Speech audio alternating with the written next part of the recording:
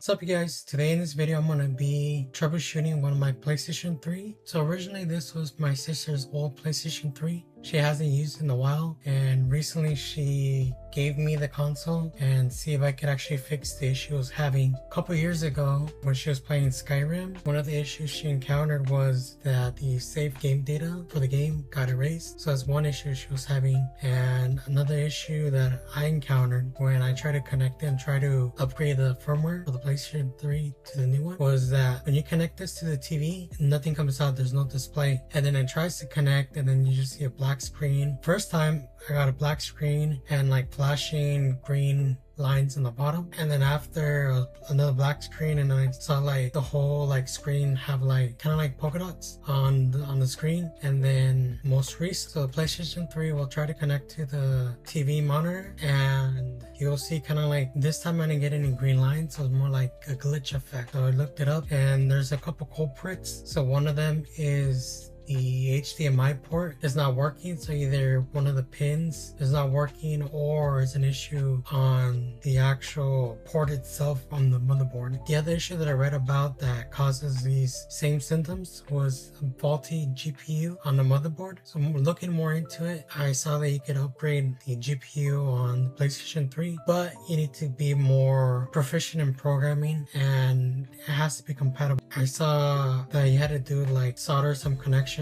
and connect a microcontroller like an Arduino and try to program it that way. Or I think it's possible to connect one of the upgraded GPUs, but you need to go into the actual code, and so it's a lot more complicated. And that's just the one problem, not being able to display on the TV. The other issue with the save game data that disappeared, I looked into it, it was more hard drive issue. So it was a hard drive malfunction, or just the hard drive itself it already got shot, doesn't work anymore. I ended up searching online and I found a motherboard that came with a hard drive. So in this video I'm going to be swapping out the motherboard. I could have done the individual components, but I'm not proficient in soldering, and also because that's other issues. The only thing with the graphics card, I'm not sure what program you use to actually program the GPU. So this is my sister's PlayStation 3 Slim. The actual body, the outer shell of the PlayStation 3 is in good conditions, not that many scratches. So in order to disassemble the PlayStation 3, these are the tools you need. You need two different sizes of the Phillips screwdriver. I have a big one and I have a small one. And then I have this angle pick one that I use to pry the plastic pieces and also to remove some of the connectors that are hard to reach. Then the PlayStation 3 has 4 torque security screws, so I bought this off Amazon and the size is a T8. And then you also need some thermal paste for the CPU and the GPU. And then in order to clean up all the dust, I'm going to be using the Q-tips and cotton balls, and also using rubbing alcohol to clean out all the plastic covers, all the metal pieces, the fan, to have it clean and remove all the dust. So these are the tools you're gonna need.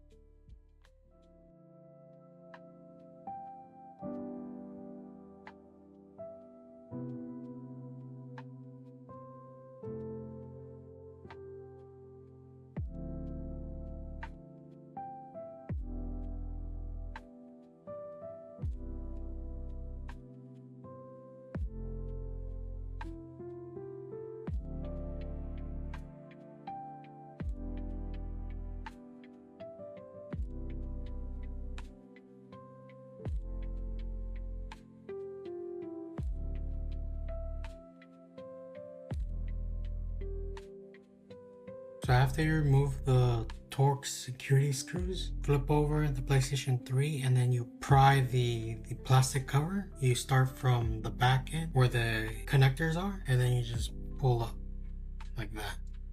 Just be careful not to.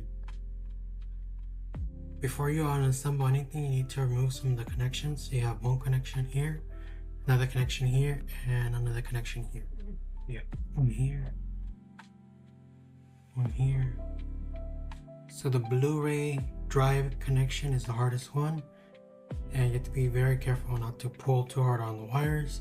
You use a tool like this and try to pry it out carefully. You just have to wiggle it and just slightly try to pry it with this tool. Makes it easier, because if you try to pull it with your hand, especially, it's very tight in there. So after you disconnected the connectors, now it's time to remove the battery pack. So this is the actual battery. It's being held on by prongs, so you're gonna have to put more force on this side, but still gonna be considerate of the force. You just have to push it up and kind of wiggle it out.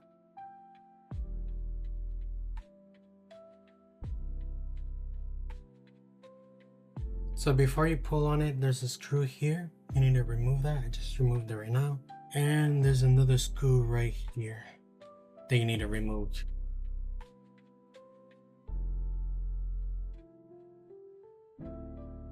There's two arrows here on these little tabs that show you that there's two screws. So I'll take out the screws here, and you just kind of force, and then you remove the battery pack.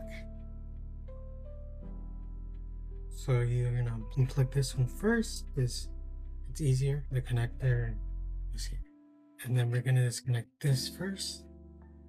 So these are ribbon cables, so you just need to be very delicate. Like this one has a little tab you can take out. This one has another little tab. And this is another tab.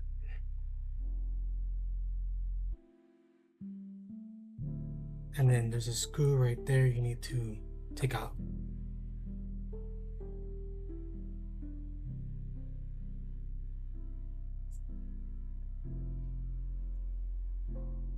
Before you take it, just be careful.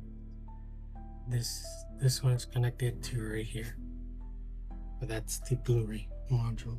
So we have this ribbon cable that's connected to this panel where you power up the PlayStation 3, and then you eject the disc. So you just have to be careful and just pull it up like that. So next, we're gonna be removing these two wires here. So the white wire is the Wi-Fi, and then the black wire is the Bluetooth. So to remove it, you just have to flick it up.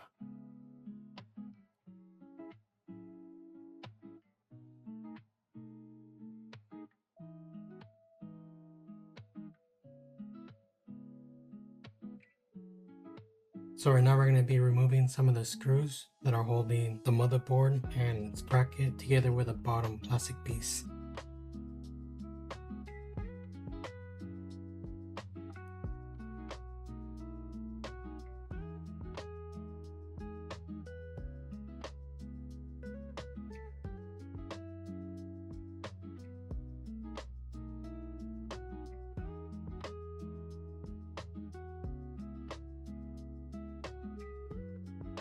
So I'm gonna have to clean all this.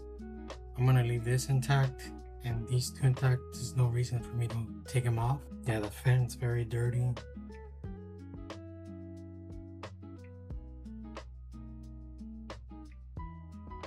Next, we're going to be removing these two plates and some of the Phillips screws on the back side here. So I got 1, 2, 3, 4, 5.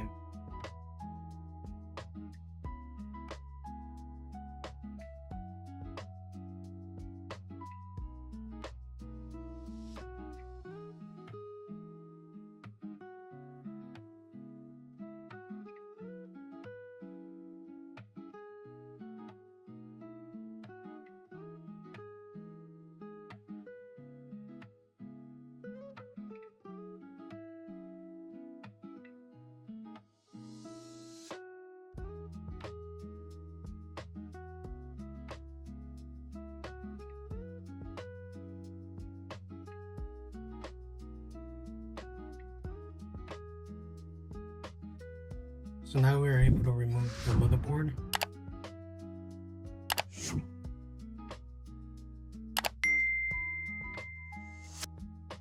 So this is the old motherboard.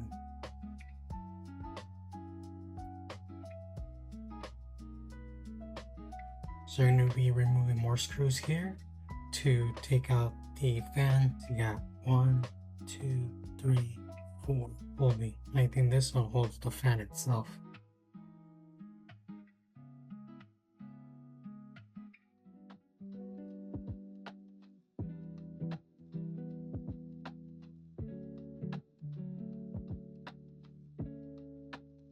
Says the fan is very, very dirty.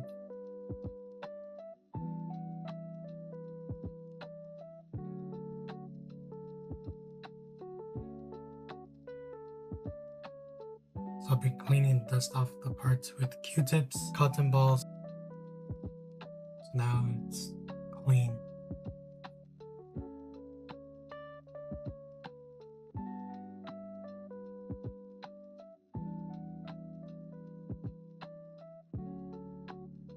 After cleaning this with Q-tips and rubbing alcohol, I'm going to assemble back the fan, and then I'll clean the rest of the plastic coverings and the other thing. I think it looks like this. So when you put the fan, you have to align the 2 posts to this one, and the middle one's going to be there. So it's going to look like this. The screws. So there's 1, there's 2, and there's 3.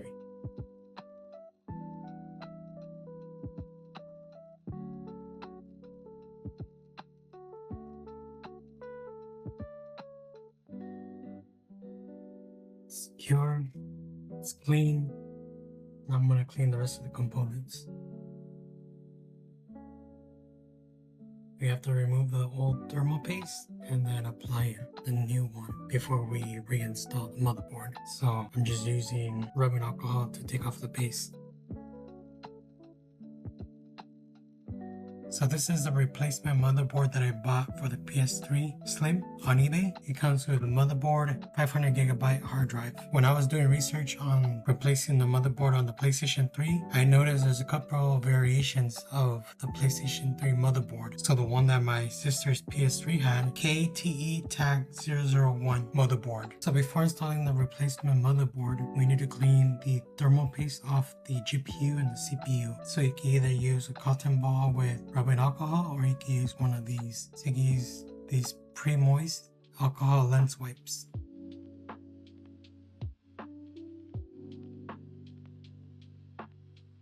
So these are the 2 motherboards. The one here is the replacement motherboard. The one on this side is the original motherboard from the PlayStation 3. So you can see they're identical, and they're both KTE-001. Backside of the original one. This is the backside of the replacement one, so they're identical. Before we reassemble and reinstall the replacement motherboard into the chassis housing, first we need to apply the thermal paste to the GPU and then the CPU. We need that so we could protect it from overheating, because if we don't apply it, then there's an air gap, because this is going to be attached to the bottom side of the heat sinks. So if there's no thermal paste, then there's an air barrier, which will cause overheating issues. So you need to apply the thermal paste.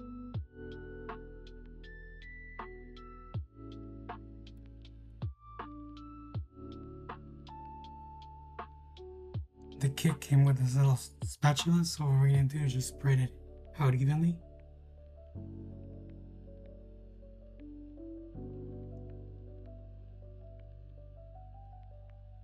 Okay, that's the CPU. Now we're going to do the GPU.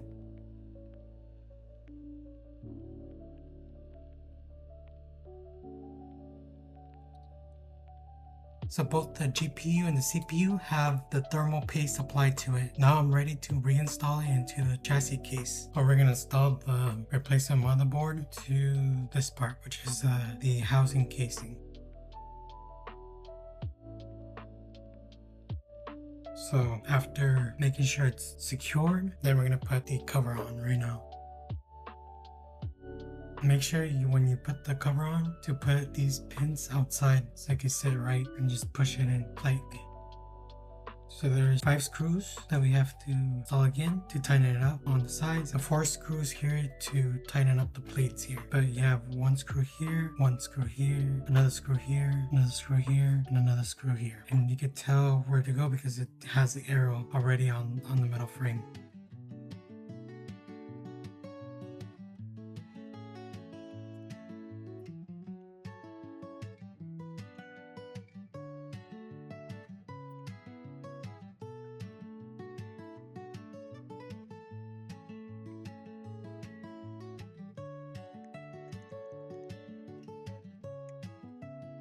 Now we reinstall the plates. So these can go any direction if it's, because it has to have a dip here. If it's the other side where it has like a bump, it won't fit either way. And nor on this one. So both have to have the little dip here. It doesn't matter which direction because they still fit.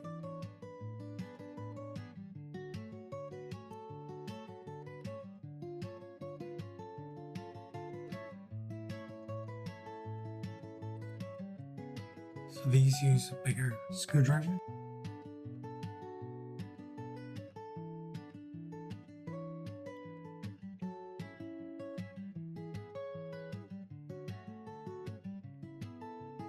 So now the screws are tightened, and now the new replacement motherboard is inside the housing casing. So now we're going to install a case housing into the plastic bottom of the PlayStation 3. We're going to try to line it up. There's no wires, nothing. And then you place it. So now that it's placed,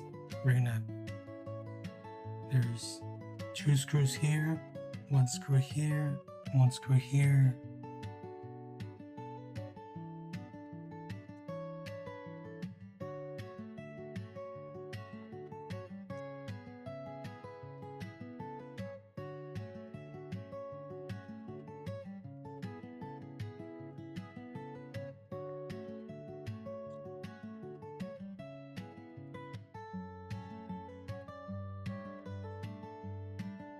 We have another screw here.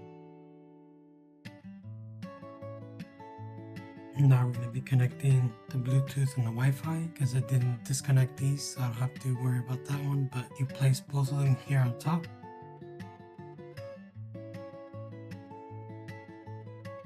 So you just press it. And we connect this ribbon. We're going to install this wire before we put the disk drive. Now that we have a little room, place it here. And it's secure. Now we place the disk drive. We connect this one to this one, this one to this one, and then this one to that one.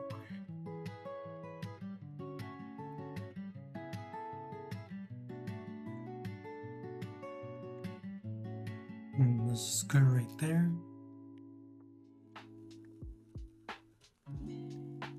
Next, we plug in the fan to the connector here. And finally, we have the battery that we're gonna reinstall. So this connector goes right here in these two.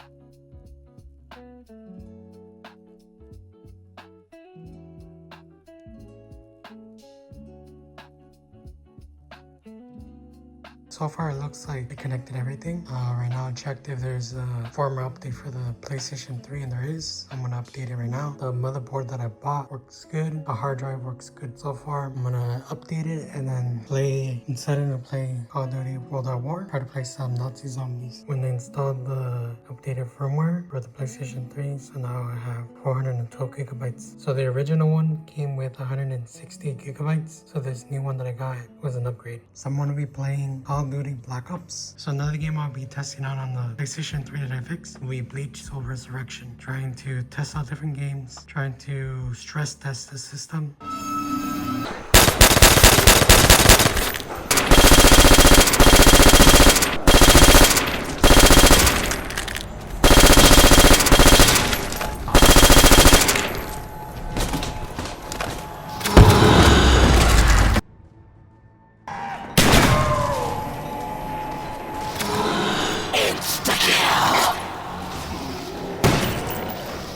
You will feel power in my veins!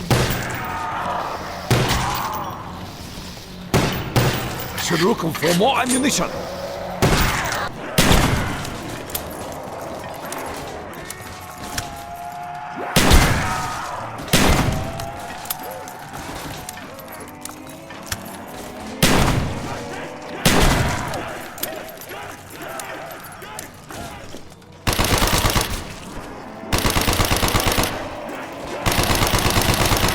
Survive this!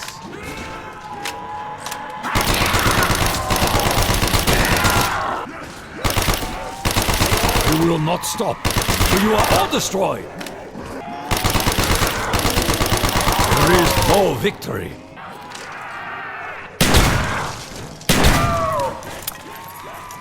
Bleach Soul Resurrection. Take this!